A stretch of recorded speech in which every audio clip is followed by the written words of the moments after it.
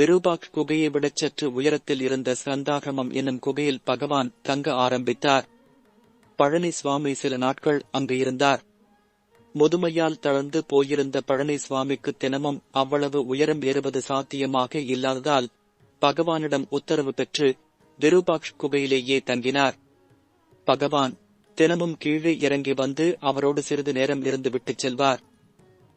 சந்தாகமத்தில் இருந்தபோது ஒருநாள் மயில் ஒன்று இயற்கைக்கு விரோதமான ஒலிகளை எழுப்பியதை பகவான் கவனித்தார். பழனி சுவாமியின் கடைசி நேரம் நெருங்கிவிட்டது என்று சொல்லியவாறு வேகமாக கீழே இறங்கி விருபாக்ஷ் குகையை அடைந்தார். அதற்குள் பழனி சுவாமிக்கு மூச்சுத் திணறல் ஏற்பட்டிருந்தது. அவரது மூச்சு அடங்கும் வரை மகனைப் போன்று பழனி சுவாமியின் தலையை தன் மடியில் வைத்திருந்தார் பகவான். இன்று சமுதாயத்தின் பரம்பரை வழக்கப்படி மரண சமயத்தில் தந்தையின் தலையை தனையன் தன் மடிமீது வைத்திருக்க வேண்டியது அவனது கடைசி கடமை என்று சொல்லப்பட்டிருக்கிறது. இந்த வாய்ப்பு எந்த தந்தைக்கு கிடைக்கிறதோ அவர் ஸ்வர்க்கம் செல்வார் என்ற ஒரு நம்பிக்கை உள்ளது.